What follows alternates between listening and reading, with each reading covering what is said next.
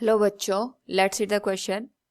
A satellite is launched into a circular orbit of radius capital R around the Earth.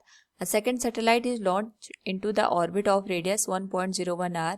The time period of the second satellite is larger than that of the first one by approximately. Here we have given 4 options.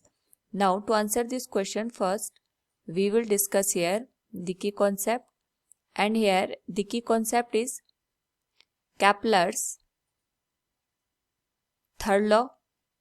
तो हमारे पास यहाँ पे जो Kepler's third law of planetary motion show करता है, it relates the time period of the given satellites with the radius of the given orbit, जिसमें हमारे पास यहाँ पे सैटेलाइट किसी प्लैनेट के राउंड यहाँ पे मूव करता है, and it is given as t² is directly proportional to r³. तो इसी का यूज करते हुए will solve this particular question. हमारे पास यहाँ पे एक सैटेलाइट है जो कि एक circular orbit of radius r around the earth यहाँ पे मूव करता है. तो सपोज ये हमारे पास यहाँ पे अर्थ हो गया. अर्थ से r रेडियस पे हमारे पास यहाँ पे एक सैटेलाइट है जो कि मूव कर रहा है. दूसरा जो सैटेलाइट है ये अर्थ के रिस्पेक्ट में 1.01 r पे सिचुएटेड है. तो ये हो गया first satellite and this one is the second satellite. Now अगर हम बात करें यहाँ पे time period of the first satellite, तो we can write it will be given as time period for first satellite.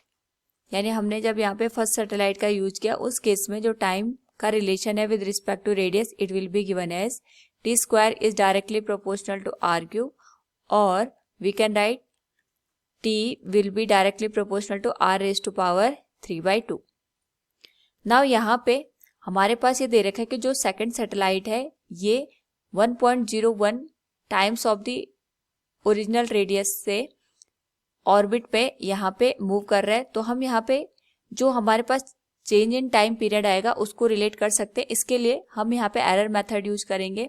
Error method का मतलब ये हो गया change in time period with respect to the original time will be given as, proportionality का sign हटा के हम constant लिख सकते हैं. कांस्टेंट में तो कोई चेंज नहीं आएगा, वो तो सेम रहेगा, लेकिन जो रेडियस है अगर हम इसके टर्म में बात करें so it will be written as power यहाँ पे मल्टीप्लाई हो जाएगी 3/2 into del r divided by r.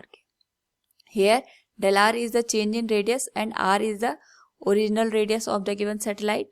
तो जो हमारे पास यहाँ पे इसके करस्पॉन्डिंग टाइम पीरियड का चेंज आएगा we can write del t divided by t equals 3/2.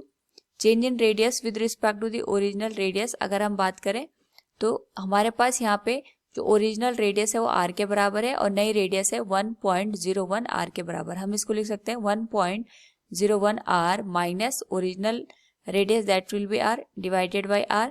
और हमें यहाँ पे अगर परसेंटेज में कन्वर्जन करना है तो हम मल्टीप्लाई करेंगे दोनों साइड 100 का, so it will be 10t divided by t into 100 will be given as 3/2 into 0.01 r divided by r into 100. r से r कैंसिल हो जाएगा तो हमारे पास जो ये वैल्यू बनेगी it will be of the 1.5%. तो जो हमारे पास यहाँ पे टाइम पीरियड का चेंज आएगा अगर हम उसको यहाँ पे परसेंटेज में एक्सप्रेस करें तो जो परसेंटेज में इसका चेंज आएगा it will be 1.5% of the original value. So from the given question we can say here the time period of the second satellite is larger than that of the first one approximately by 1.5%. Option B will be the correct one. Hope all you understood it. Thank you and best of luck.